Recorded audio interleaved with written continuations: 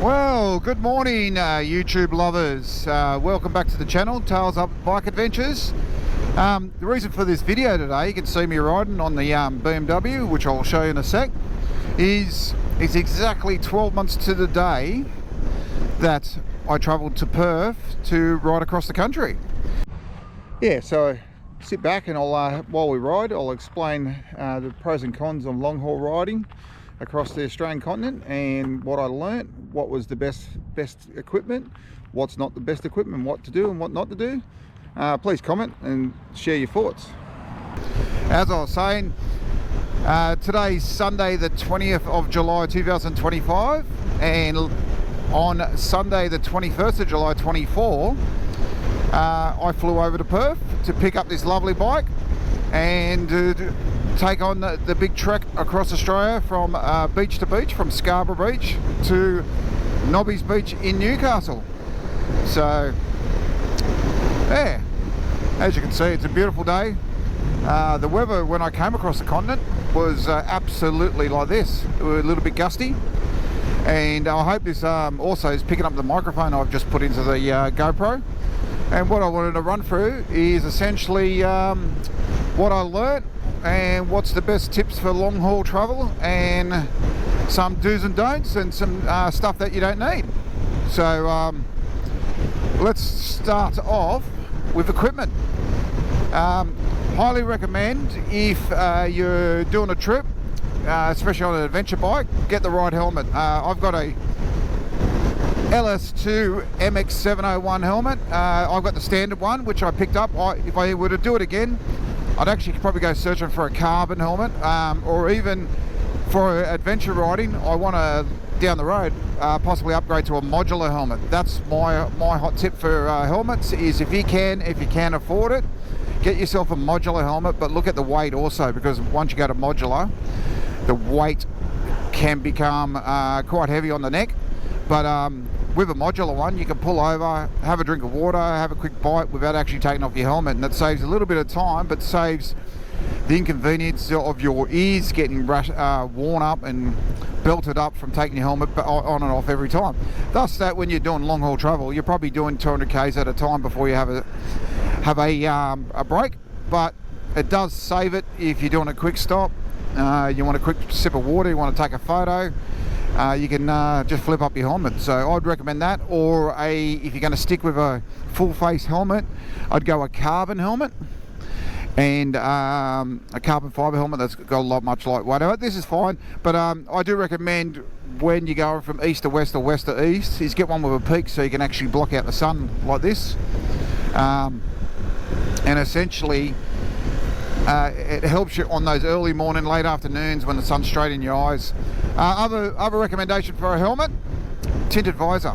So I took two visors. I've got in my top box in the back, which I'll talk about later, is I carried a clear visor just in case I got caught in adverse weather. But I also carried a pair of clear goggles. So if it was raining or was at night, I could actually flip up without having to change the helmet. The visor on the helmet, I could actually flip up the helmet and essentially wear the clear goggles. It worked for a little bit on the first day. I never touched them again, but they were there. So if you're looking around, this is lovely Maitland, East Maitland we're in at the moment. This is where I reside in this area, so we're just going for a lovely little country ride today for a quick short video. There's a fellow rider on his 1290 KTM. Yeah, other thing I would recommend is, at the moment I'm wearing summer gloves because it's a balmy 14 degrees at the moment and I can bear them, and I've got heated grips. But I would recommend installing heated grips on your bike, or getting your bike with heated grips if you can afford it, and carrying 2 to maybe even 3 pairs of gloves. because if it rains and it gets saturated and you have to go from a pair of winter gloves to a pair of summer gloves, you still may be freezing. So I would carry a couple of pair of gloves, and also, if you can, I would look at possibly getting a pair of heated gloves if you can't put heated grips on it, or depends on your bike. If you're going on a Harley Davidson's, which I've got, they want to charge you $700 to put heated grips on, and it's cheaper to go get a pair of $300 heated gloves to compensate that. And even with the heated gloves, which is I would recommend anyways, it actually heats the back of your hand and not just the front of your hand with heated grips. So yeah, definitely carry at least 2 pairs of gloves, maybe 3, because coming across in winter time across the Nullarbor, the air highway, I found it was started off at about 3-5 degrees and up to about 18 to 20 degrees by the end of the day. So you want to swap gloves halfway through the day. And also with a pair of summer gloves, you're going to be able to use your controls a little bit better. Pieces of clothing that I bought, which was sensational and highly recommend it, was a battery powered heated hoodie. Even though the hoodie only lasted till about 11:30, 12 o'clock in the day, which is around about now, those brisk mornings when it was 2 or 3 degrees or even -3 in Peterborough, it was sensational having a heated hoodie on underneath my jacket. And having a big heavy jacket all the time may not work, but having a heated hoodie that you can take off halfway through the day and then you just had a long sleeve shirt or a t-shirt underneath was sensational. And even walking around town, you can take the battery out of the heated hoodie. Now look at here, guys, the famous Indian Route pools. That's where I take most of my photos. How cool is that? So, that's a we're in Morpeth Road going into Morpeth, which is like a nice little quaint town to go have a coffee and antiques and so forth, but that's quite famous for this area. Yeah. In talking about clothing also, just quickly want to get onto it, I took a t-shirt and a pair of pants for every second day, and I took a t-shirt for every day. You don't need to do that in winter time. I would recommend 3 to 4 shirts maximum, 1 pair of jeans, 1 pair of shorts, pair of thongs, 1 pair of shoes, and that's it. Underwear and socks, I found that you have a shower at night, and then when you get up in the morning, you have a shower after you ride. When you get up in the morning, you don't need a shower because you warm it up, you chuck on your clothes and you go. So I took underwear for 4 weeks, and I was only traveling for 2 weeks. So pack for half the underwear that you normally need, because you'll only shower once a day, you're not showering twice a day and so forth. So yeah, do recommend that. What I'm leaning on here is a tank bag. Great little tank bag. As you'll see in my video, if you do watch it on the 2nd episode, I think it's on the 4th episode, you'll see that I'll lose it because I left out a survey. I'd actually recommend, this one actually just clips on with this lever just here. I would recommend getting one that straps to the bag that you can unzip. That way you can unzip it, you never lose it at the survey. But when you get to your destination, you unzip it and leave the strapping and attachment to the bike itself, and then zip it on at the start of the morning. Giant Loop, Moscow Moto, Krager, they're all good ones. But mate, if you're on a budget, Rhino Walk does a couple of good cheap ones. Just got to look at weatherproof and how it attaches and how easy and how quality the buckles are, because you don't want to lose a tank bag with all your stuff in it. Also, vlogging equipment. What would I recommend? Well, I got, as you can see, I'm using GoPro 13s here. They're great. There's some more boys trying to get off. This is Morpeth. How cool is this town? Great little coffee stop. This guy's in his Jeep's not looking too good. Yeah, what would I use? If I do it again, GoPros are fine. The app's not very good. You actually just got to download it onto your straight onto your computer. I don't actually use the app anymore, and I'm paying for the app, so that sucks. I would probably go to DJI's Osmo 5 now, because that seems to be the duck scut that everyone's using. How cool is this Morpeth Bridge, by the way? As you'll see in one of my shorts, this is the road that was flooded. So go back and have a look at my shorts. videos, and you'll actually see a quick video of this whole area being up to water up to about here. So yeah, and we're going towards Hinton.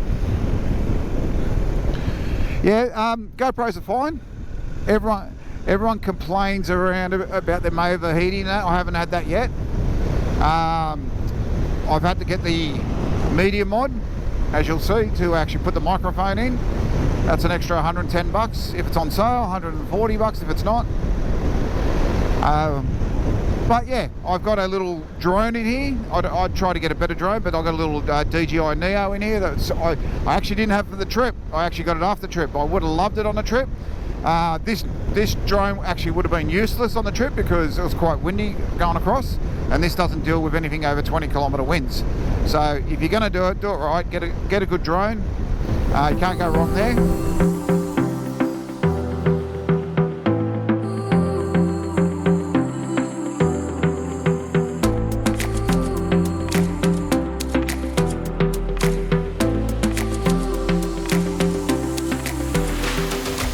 Here we go, team. This is the setup I took across Australia. So this will give you an idea. I basically bought the bike 1 week before I had to ship it over to Perth, and I had essentially 3 days to set it up. So I went and got a cheap AliExpress windscreen cover because I just didn't want to break that headlight, because they're about $3 if you do. I actually, as you'll see on the videos, I actually had a wind splitter. I actually found that not useful. I don't need it. I actually have the windscreen all the way down most of the time now. When I went across Australia, I had it all the way up thinking I was going to save me, but it's not needed. You get a bit of little wind buffering. Got a little side stand footing plate, which that's gold. That was only 10 bucks, and from Temu or AliExpress, whatever you want to do it. Going across the Nullarbor, stretch my legs. These are actually out there. I had these little aluminium or metal highway pegs. They work, but what I do now is actually have my legs straight across the box of engine, so can't go wrong there. This bike comes with a quick shifter. Sensational. I've actually since changed the tyres. I actually had 90-10 road tyres on there. I actually wore them out going across. Now I've actually got Scorpion Rallies on the front from Pirelli, and I've got Dunlop Trailmax Raid on the rear now, which is a great little tyre, and it's supposed to last a long time, but you can actually see the bike's dirty. But yeah, that's me set up now because I like doing little gravel roads and fire trails and so forth. One thing I did going across there, I actually tried to work out, was I going to carry my helmet on the plane or was I going to ship it over? I actually found by actually undoing the peak on my helmet and just sliding it down, I bought this box. This is a plastic box off eBay. 95 bucks I got it. It's not one of the ones that unbolt there, but actually I just shipped my helmet over in that with a bit of gear in there and cleaning rags and so forth. Can't go wrong. What I did do is, when you go to the servo, you get these wipes, glass cleaning wipes. I kept that, which I still do. I'm pretty sure I still have that in here.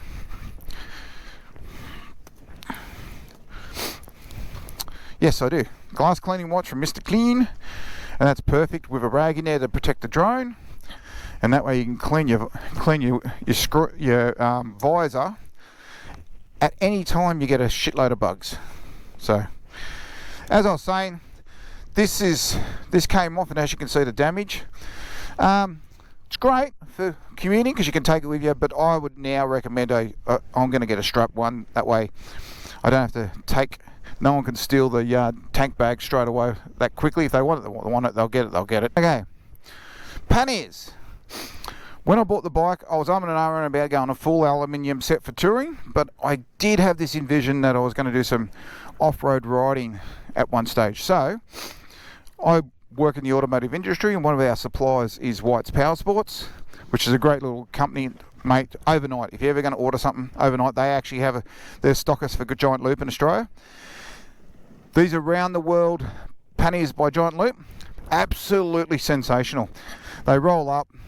They have a drink holder on each side. They come with, you can actually get an adapter plate for the GSAs, because the GSAs, as you can see, roll over the exhaust side. Back section, I actually kept tyre repair kit. I actually carried a little electric pump, and I carried a tyre repair kit, and I also carried canisters if I need it. Never needed it, touch wood, but they are in there. And one side it was actually fitting, which I don't have in there at the moment. Wet weather gear, so I carried a wet weather pants and wet weather jacket, and now I actually do a one piece. But yeah, I had the one thing I was carrying, which I don't recommend, is is a little camping chair. If you're going to camp, yes, perfect, but if I was doing roadhouses and hotels, I don't really need it. Everywhere I stopped on the side of the road, I found a picnic bench and just pulled up there. But yeah, perfect little panniers. They lock on, so every night I could actually take it off. They've got a wet weather satchel inside, so definitely didn't get any. I actually went for a ton of rain in Perth, but yeah, great. That's all I say about the beast. Would I buy it again? Yes, but I'm in a situation where I can have multiple bikes, so if it's going to be the only bike, I'd maybe go 800cc. I don't even know what that's from. Someone has hit me. I haven't done that. I haven't dropped the bike. I'll check that out later. But yeah, there she is. Why did I go this bike? Brembo's, electronic suspension, already has the touring windscreen, it's already got the spotlights, already got the crash bars, it's got the quick shifter, it's got modes, it's got 7 modes, which you can have 4 active at one time. Drive shaft, so no chain maintenance, and easy to access the wheel if I had to take it off to change it. So if I had a flat, I've got a centre stand, so I can just chuck her up and change the tyre, or actually take it off. And I was carrying a massive toolbox. I'd recommend just minimal tools, enough to take the wheel off, enough to take the front wheel off. So your socket there, maybe one thing I'm not carrying at the moment, because it was brand new, is I haven't got an access tool for the oil, but which I will get. But just enough tools to get the seat off. You can't go wrong. Sorry guys, there was a couple of other points I forgot to mention. One was accommodation. I get asked that, how did I stay, where did I stay, what did I do, did I camp? No, on this trip I actually stopped at roadhouses and motels. And I also went through one of the agencies like bookings.com, and I actually pre-booked the whole accommodation for the whole trip, the total 8 nights that I did the trip on. Would I do it again? Probably not, because there's a place like Esperance where I wanted to stay a couple more days. So next time I'll probably book 1 or 2 nights to start off with and then wing it from there. But going across the Nullarbor, you may want to do that with the roadhouses. And the other one was the Bluetooth headset. I use a Cena setup, and yeah, for listening to music, taking calls and navigation, definitely have a headset. So enjoy, like, subscribe, please comment, let us know what you would do differently to what I did, and I hope you enjoy this. Cheers. Remember, tails up, like and subscribe. Thank you.